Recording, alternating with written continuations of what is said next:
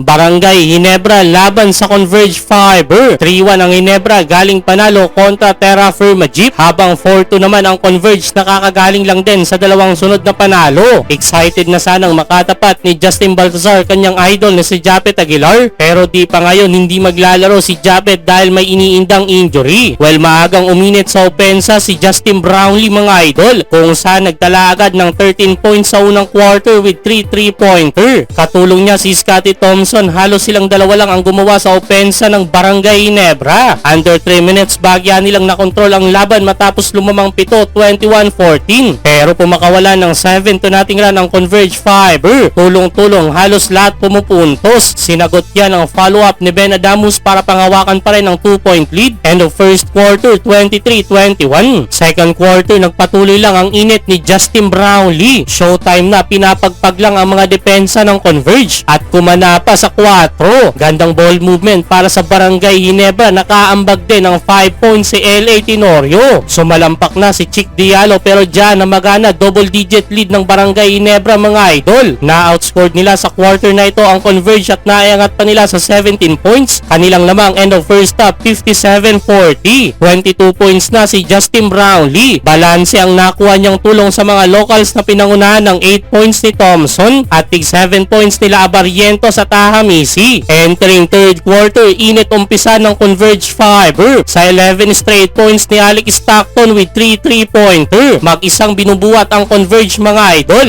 Unstoppable pa rin si Justin Brownlee na sumagot naman ng 5 straight points. Hindi kayang pigilan ni Chick Diallo, katulong niya dyan sina RJ Abarientos at Troy Rosario. Pero biglang napatimeout si Coach Tim Cone nang maibaba ng Converge sa single digit na lang kanilang inahabol. Take over na si Stockton 67-58 under 6 minutes. Halos mag-isa na lang gumagawa si Brownlee sa Ginebra mga idol. Nagtuloy-tuloy pa ang momentum ng Converge Fiber. Karamihan ng mga sumunod na puntos ng Converge nanggaling sa free throw. At total of 13 to nothing run kanilang nagawa mga idol, including itong top of the key 3-pointer ni Jordan heading to take the lead 73-70 end of third quarter. Frustrated na si Coach Tim Cone, di pa natapos ang Converge Fiber. Another 7 to nothing run mga idol pagpasok ng fourth quarter na nanggaling lahat kay Shawnee Winston. Biglang Converge na ang may hawak ng 10-point lead 80-70 under 10 minutes. Naputol na lang yan sa reverse layup na ito ni Justin Brownlee. Buwat mood pa rin si JB na ibaba nila sa tatlo, kanilang inabol 91-88 under 3 minutes. Pero sumagot si Chick Diallo, slam dunk, may kasama pang foul. Napaflex na ng muscle ang import ng Converge. Nasundan pa ng layup ni Justin Arana Saule. Panalo ang Converge Fiber 98-91.